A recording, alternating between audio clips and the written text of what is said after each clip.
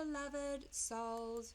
I'm getting quite a few Christian comments thrown at me on my video.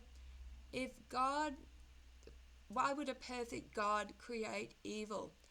And someone questioned me, do I really know what evil is? So this video is, what does the Bible really mean by God creates evil? Isaiah 45 verse 7. So I'm going to tackle a verse that shakes the idea of a perfect, all-loving God. Isaiah 45 verse 7. And it says, I form the light and create darkness.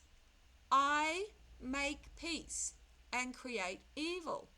I, the Lord, do all these things. Christians often argue this is mistranslated, or that evil means disaster or a calamity, not moral evil. But no matter how you read it, God is saying He creates suffering and destruction. Let's break down the verse.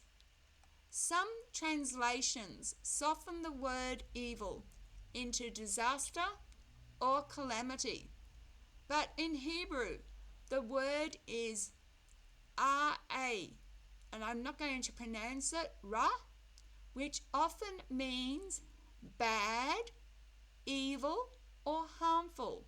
So this is Hebrew. Even if we interpret it as a calamity, this still means God claims to cause harm and suffering. The Bible confirms this idea in other places. Amos 3 verse 6. Shall there be evil in a city, and the Lord have not done it? Lamentations 3 verse 38. Is it not from the mouth of the Most High that both calamities and good things come? So, we can't just dismiss Isaiah 45 verse 7 as a one-off. The problem for a perfect God. If God is perfectly good and loving, why would He need to create disasters, suffering, or evil at all? Does this sound like perfect love? The kind of love described in 1 Corinthians verse 13, which is patient, kind, and keeps no record of wrongs.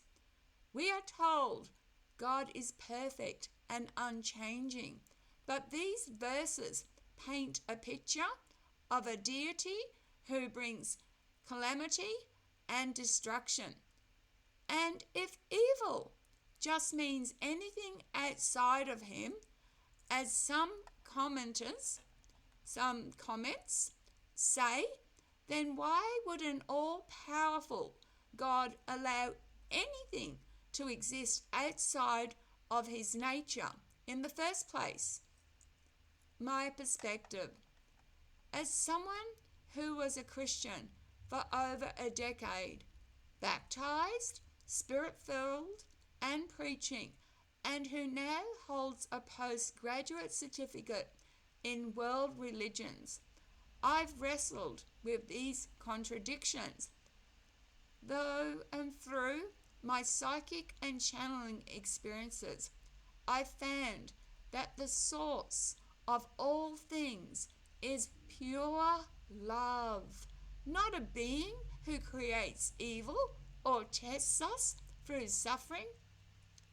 Isaiah 45 verse 7 makes sense only if we accept that the biblical God was written in the image of man, a mixture of kindness, wrath, jealousy, and control, not as the ultimate, infinite source of unconditional love.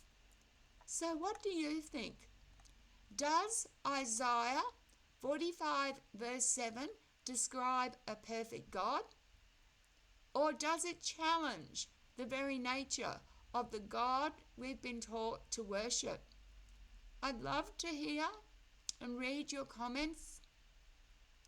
Remember, real love doesn't create pain just to test loyalty. Thank you for watching. Keep the comments coming and I'll keep answering. Again, this channel isn't to debate Christians.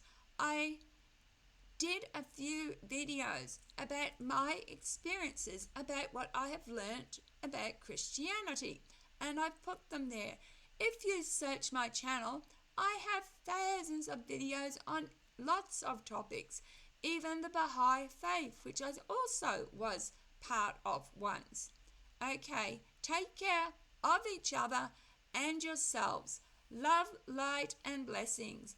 Bye.